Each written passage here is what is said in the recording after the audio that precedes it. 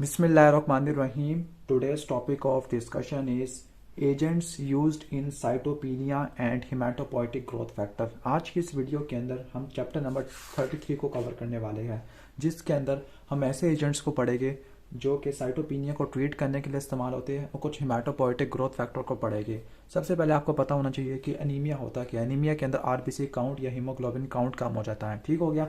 Anaemia को depending अपन RBC का size किया तो उसको 3 कैटेगरी में डिवाइड कर देते हैं। वैसे इसको हमने डिटेल से 4th ईयर के अंदर पढ़ना है, स्पेशल पैथोलॉजी के अंदर, लेकिन on the basis of their size anaemia को 3 कैटेगरी में डिवाइड कर देते हैं। अगर आरबीसी का साइज काफ़ी बड़ा हो जाएगा, अनयूजुअली एबनॉर्मली लार्ज आरबीसी को बोलते हैं मैक्रोसाइट्स, तो मैक्रोसाइटिक अनीमिया बोलेंगे। अगर आरबीसी का साइज नॉर्मल होगा तो उसको नॉर्मोसाइटिक बोलेंगे। अगर आरबीसी का साइज कम हो जाएगा तो उसको बोलेंगे माइक्रोसाइटिक। जो माइक्रोसाइटिक हाइपोक्रोमिक अनीमिया होता है उसको बोलते हैं आयरन डेफिशिएंसी अनीमिया। ये मेल न्यूट्रिशन की वजह से भी हो सकता है, लो सोशियो इकोनॉमिक स्टेटस की वजह से भी हो सकता है। यहाँ पर मैंने हुक वार्म का इन्फेक्शन लिखा हुआ है, उसकी वजह से भी हो सकता है। जो मैक्रोसाइटिक अनीमिया होता है, मैक्रोसाइटिक अनीमिया मेगालोब्लास्टिक या नॉन मेगालोब्लास्टिक हो सकता है। अब मेगालोब्लास्टिक वो फोलेट या B12 की डेफिशिएंसी की वजह से हो सकता है, लेकिन अगर वो इंट्रिंसिक फैक्टर की डेफिशिएंसी की वजह से हो, जिसकी वजह से विटामिन B12 की एब्जॉर्प्शन ना हो पाए, तो उसको बोलते हैं पर्निशियस अनीमिया। ठीक हो गया। ओके, तो ये तो आपको मैंने बता दिया कि बेसिक ओवरव्यू दे दिया। अब हम स्टार्ट करते हैं इस चैप्टर को। इस चैप्टर के अंदर आयरन को एक्सप्लेन किया गया है, फोलेट को एक्सप्लेन किया गया है, कोबालामिन को एक्सप्लेन किया गया है और हिमाटोपोइटिक ग्रोथ फैक्टर को एक्सप्लेन किया गया है। लेकिन मैं फोलिक एसिड को और विटामिन B12 को एक्सप्लेन नहीं करूँगा, क्योंकि विटामिन वाली कैटेगरी में आ जाते हैं और ये हमारी फार्माकोलॉजी में असल में आते नहीं है। तो सिर्फ हम आयरन की फार्माकोलॉजी को कवर करेंगे और कुछ हिमाटोपोइटिक ग्रोथ फैक्टर है इनकी फार्माकोलॉजी को कवर करेंगे। तो अगर आपने वीडियो को लाइक नहीं किया तो वीडियो को लाइक कर देना, चैनल पर नहीं हो तो सब्सक्राइब कर देना। स्टार्ट करते हैं वीडियो को। तो सबसे पहले आयरन की फार्माकोलॉजी। तो आयरन को किन किन कंडीशन के अंदर इस्तेमाल करते हैं, तो आयरन को एक ही कंडीशन ट्रीट करने के लिए इस्तेमाल करते हैं, वो है iron deficiency anaemia. Iron deficiency anaemia को डायग्नोस करने के लिए आप आरबीसी का साइज देखते हो, आरबीसी के अंदर हीमोग्लोबिन कंटेंट क्या होता है, और फिर आयरन के स्टोर को देखते हो बोन मैरो के अंदर और सीरम के अंदर। ठीक है। तो अगर आपको एमसीवी कम देखने को मिले, हीमोग्लोबिन का लेवल कम देखने को मिले, सीरम और मैरो आयरन कम देखने को मिले, ट्रांसफेरिन का लेवल ज़्यादा देखने को मिले, फेरेटिन कम देखने को मिले, तो इसका मतलब आयरन डेफिशिएंसी एनीमिया है। ठीक है। तो आयरन डेफिशिएंसी एनीमिया को ट्रीट करने के लिए हम आयरन को देंगे, लेकिन आयरन हम हिमोलिटिक एनीमिया को ट्रीट करने के लिए नहीं देंगे, क्योंकि हिमोलिटिक एनीमिया में आरबीसी की बर्स्टिंग होती है, तो इसमें आयरन का लेवल ज़्यादा होता है सीरम के अंदर, ना कि कम होता है। ठीक हो गया। तो जो आयरन होता है वो आयरन डेफिशिएंसी एनीमिया को ट्रीट करने के लिए इस्तेमाल किया जाता है, ना कि हिमोलिटिक एनीमिया को। अगर आपने आयरन देना है तो फिर आयरन को आप 3 फॉर्म के जरिए अप्लाई कर सकते हो। पहला इसकी ऑरल या डाइटरी फॉर्म, दूसरा पारेंटिरल कोटिंग, तीसरा पैरामैग्नेटिक। पहला देख लेते हैं ओरल डाइटरी सप्लीमेंट्स। ठीक हो गया। ओरल डाइटरी सप्लीमेंट्स में आप फेरस सल्फेट यूज कर सकते हो, फेरस ग्लूकोनेट यूज कर सकते हो, फेरस फ्यूमेरेट यूज कर सकते हो। ठीक हो गया। लेकिन पारेंटिरली के अंदर आप कोलाइट देते हो। कोलाइट के अंदर 2 चीजें होती है, एक होता है कोर और एक होता है सराउंडिंग मटीरियल। जो कोर होगा वो आयरन जिसको बोल सकते हैं फेरस ऑक्सी हाइड्रोक्साइड से बना हुआ होगा, जबकि सराउंडिंग मटेरियल कार्बोहाइड्रेट शेल से बना हुआ होगा। इन दोनों को मिलाने के बाद वो कोलाइड बन जाएगा।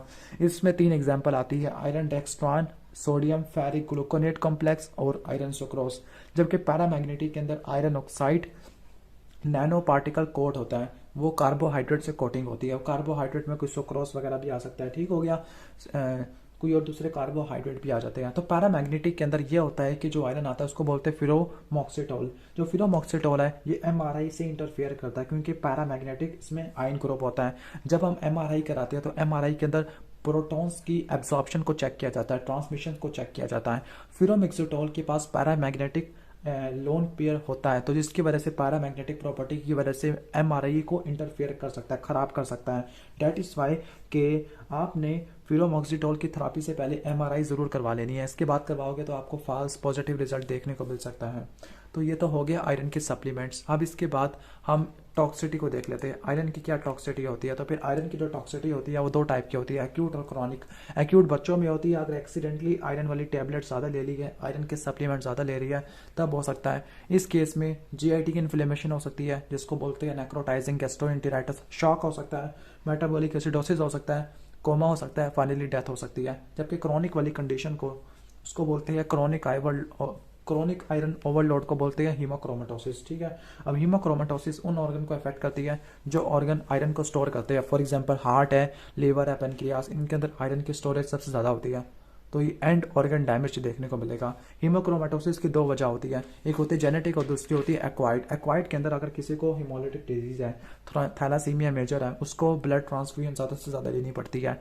इस ज़्यादा ब्लड ट्रांसफ्यूजन होने की वजह से हीमोक्रोमेटोसिस हो सकता है, या जेनेटिक केस में आयरन की एब्जॉर्प्शन खराब हो जाती है। आपको पता है कि एक प्रोटीन है हेप्सिडिन, वो हेप्सिडिन आयरन की एब्जॉर्प्शन को कंट्रोल करती है, और हेप्सिडिन नॉर्मली आयरन की एब्जॉर्प्शन को कम कर देती है। लेकिन अगर हेप्सिडिन नहीं होगा तो आयरन की एब्जॉर्प्शन ज़्यादा हो जाएगी, और इसकी वजह से जेनेटिक हीमोक्रोमेटोसिस हो जाएगा। उसको ट्रीट करना है तो पहले हम एक्यूट को देख लेते हैं, एक्यूट को किस तरह से ट्रीट करना है। तो एक्यूट को ट्रीट करने के लिए आपने एनोअब्जॉर्ब टैबलेट को जीआईटी से निकाल देना है, एसिड बेस और इलेक्ट्रोलाइट बैलेंस को ठीक कर लेना है, और फिर आयरन को चिलेट कर लेना है पारेंटरली, और जो चीज़ आप अप्लाई करोगे एंटीडोट वो होगा डिफ्रॉक्सामिन। ठीक हो गया। जबकि क्रॉनिक को ट्रीट करने के लिए अगर जेनेटिक वाला है तो जेनेटिक केस में ज़्यादा ब्लड को निकाल देंगे वेन के जरिए, उसको बोलेंगे फ्लैबोटॉमी। दूसरा एक्वायर्ड में डिफ्रॉक्सामिन और डेफ्रासिरोक्स यूज़ करते हैं, जो कि आयरन चिलेटर्स होते हैं। ओके, अब इसकी तरफ अब हम आ जाते हैं दूसरे टॉपिक की तरफ, उसका नाम है हिमेटोपोइटिक ग्रोथ फैक्टर्स। ठीक हो गया। अब आपको पता है कि जो हमारी बॉडी के अंदर कुछ हार्मोन्स होते हैं जो कि आरबीसी की प्रोडक्शन, डब्ल्यूबीसी की प्रोडक्शन या प्लेटलेट की प्रोडक्शन को कंट्रोल करते हैं, और आपको पता है कि इनकी production bone marrow stem cell से होती है। जैसे इरिथ्रोपोइटिन होता है, वो आरबीसी के प्रोडक्शन को बढ़ा देता है। किस तरह से बढ़ाता है वो, स्टेम सेल की डिफरेंशिएशन को, मैच्योरेशन को बढ़ा देता है। ठीक है। जो थ्रोम्बोपोइटिन है वो प्लेटलेट के लिए स्पेसिफिक होता है। कुछ कॉलोनी स्टिमुलेटिंग फैक्टर्स होते हैं, जैसे granulocyte colony stimulating factor, granulocyte monocyte colony stimulating factor. तो इन शॉर्ट ये ग्रोथ फैक्टर ग्लाइकोप्रोटीन हार्मोन्स होते हैं जो इनकी स्टेम सेल से प्रोडक्शन को, मैच्योरेशन को बढ़ा देते हैं। तो सबसे पहले हम इरिथ्रोपोइसिस यानी आरबीसी वाले एजेंट्स को पढ़ लेते हैं, फिर डब्ल्यूबीसी और फिर प्लेटलेट वाले को पढ़ लेते हैं। तो पहला है इरिथ्रोपोइसिस स्टिमुलेटिंग एजेंट। आपको पता है कि इरिथ्रोपोइटिन हार्मोन किडनी से प्रोड्यूस होता है। ठीक है। और ये इरिथ्रोपोइटिन हार्मोन जाके क्या करता है, बोन मैरो में जो इनके प्रोजेनिटर सेल्स होते हैं, स्टेम सेल पे जाके काम करता है। तो ये आरबीसी के प्रोडक्शन को बढ़ा देता है और इनकी रिलीज को भी बढ़ा देता है, जिसकी वजह से ब्लड के अंदर आरबीसी का काउंट ज़्यादा हो जाएगा। ये इरिथ्रोपोइटिन होता है। लेकिन अगर किडनी फेल हो जाती है, अगर एचआईवी का ट्रीटमेंट है, कैंसर है, इम्यूनो सप्रेसिव मेडिकेशन यूज़ कर रहे हैं जिसकी वजह से बोन मैरो सप्रेशन हो गया, माइलो सप्रेशन हो गया, इस केस में आपको इरिथ्रोपोइटिन की जरूरत पड़ जाती है। तो आप रिकॉम्बिनेंट इरिथ्रोपोइटिन यूज़ करते हो। इन शॉर्ट इन केस में अनीमिया हो जाता है, या अगर आप ट्रांसफ्यूजन की नीड को प्रिवेंट कर रहे हो। फॉर एग्जांपल अगर किसी के अंदर कैंसर था, उसके अंदर कीमोथेरेपी हुई है, कीमोथेरेपी की वजह से बोन मैरो सप्रेस हो गई है, और हम ये चाहते हैं कि इसको नेक्स्ट टाइम जो ब्लड लगे वो कम से कम लगे, तो पहले से ही हम इरिथ्रोपोइसिस स्टिमुलेटिंग एजेंट देना शुरू कर देते हैं। इसमें जो रिकॉम्बिनेंट फॉर्म है उसको बोलते हैं एपिपोइटिन अल्फा, जो ग्लाइकोसाइलेटेड फॉर्म होती है उसको बोलते हैं डार्बोपोइटिन अल्फा, और जो डार्बोपोइटिन अल्फा ग्लाइकोसाइलेटेड फॉर्म होती है इसकी हाफ लाइफ बड़ी होती है। और लास्ट है long acting methoxy polyethylene glycosylated epoetin beta, जो काफ़ी ज़्यादा लॉन्ग एक्टिंग होता है, महीने में 1 से लेकर 2 मरतबा देना पड़ता है। अगर ज़्यादा ले लेगी तो आरबीसी ज़्यादा हो जाएगी, आरबीसी ज़्यादा हो जाएगी तो विस्कोसिटी ज़्यादा हो जाती है, विस्कोसिटी ज़्यादा होने की वजह से रेजिस्टेंस ज़्यादा हो जाएगा, रेजिस्टेंस ज़्यादा होने की वजह से ब्लड प्रेशर ज़्यादा हो जाएगा। ठीक है। तो हाइपर टेंशन हो जाएगा, विस्कोसिटी ज़्यादा होने की वजह से थ्रोम्बोसिस होने के चांसेस काफ़ी ज़्यादा हो जाएगी, आरबीसी एप्लेजिया भी हो सकता है। तो उसको प्रिवेंट करने के लिए हम ये ख्याल रखते हैं कि हीमोग्लोबिन का जो लेवल है वो 12 ग्राम से कम रहे।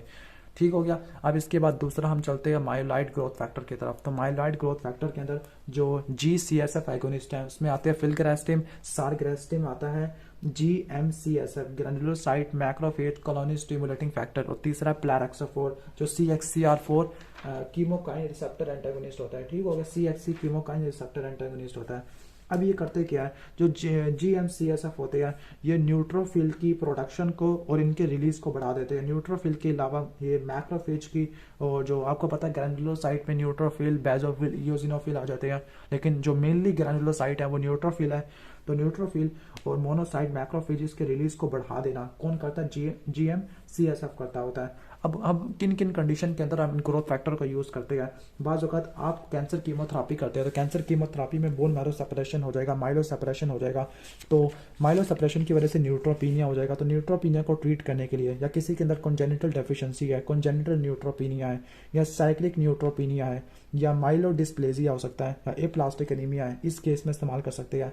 या कैंसर कीमोथेरेपी में न्यूट्रोपिनिया हो सकता है, या ऑटोलोगस या एलोजीनस स्टेम सेल की ट्रांसप्लांटेशन थी, उसकी प्रिपरेशन के लिए हम ये करते हैं। क्योंकि स्टेम सेल प्रिपरेशन करते हैं तो हम इम्यूनोसप्रेसिव मेडिकेशन यूज़ करते हैं। इम्यूनोसप्रेसिव मेडिकेशन इम्यून सिस्टम को सप्रेस कर देती है, लेकिन हम न्यूट्रोफिल के काउंट को रिस्टोर करने के लिए हम इसको यूज़ करते हैं, स्पेसिफिकली ऑटोलोगस और एलोजेनिक स्टेम सेल ट्रांसप्लांटेशन। ठीक है। अब जो फिलग्रास्टिम है, इसकी हाफ लाइफ बढ़ाने के लिए हम इसके साथ पॉलीइथाइलिन ग्लाइकोल लगा देते हैं, जिसको बोलते हैं पैग फिलग्रास्टिम। ठीक हो गया, पैग फिलग्रास्टिम। अगर हम साइड इफेक्ट की बात करते हैं तो साइड इफेक्ट में जो GM-CSF है उसके ज़्यादा साइड इफेक्ट आते हैं। फीवर हो सकता है, आर्थरालजिया हो सकता है, माइल्जिया हो सकता है, कैपिलरी लीक सिंड्रोम हो सकता है। लास्ट है प्लेरेक्साफोर, जो CXC कीमोकाइन रिसेप्टर ठीक है एंटागोनिस्ट होता है। ये भी पेरिफेरल ब्लड स्टेम सेल की मोबिलाइजेशन को बढ़ा देता है in preparation for autologous and allogeneic stem cell. ठीक हो गया, तो ये भी आपने नोट कर लेना। लेकिन इनकी वजह से fever, arthralgia, myalgia, capillary damage, capillary leak syndrome हो सकता है। इसके बाद लास्ट है मेगाकैरियोसाइट। इसका मिमोनिक होता है ORE, ओपरल वैकिन, रोमिप्लास्टिम, एल्ट्रम्बोपैक।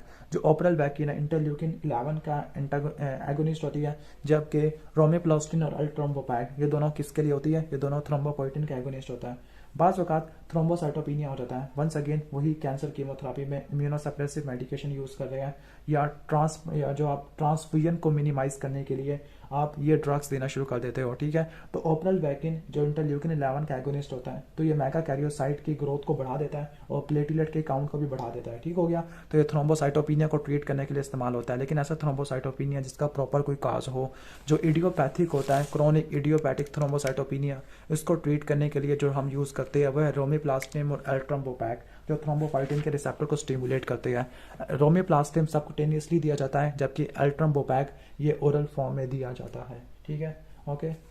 इनकी वजह से हेपेटोटॉक्सिसिटी और हैमरेज होने के चांसेस काफ़ी ज़्यादा हो जाते हैं। ये इनका साइड इफेक्ट है। अगर आपको वीडियो अच्छी लगी है तो वीडियो को लाइक कर देना, चैनल पर नहीं हो तो सब्सक्राइब कर देना। मिलते हैं नेक्स्ट वीडियो में, तब तक के लिए अल्लाह हाफिज़।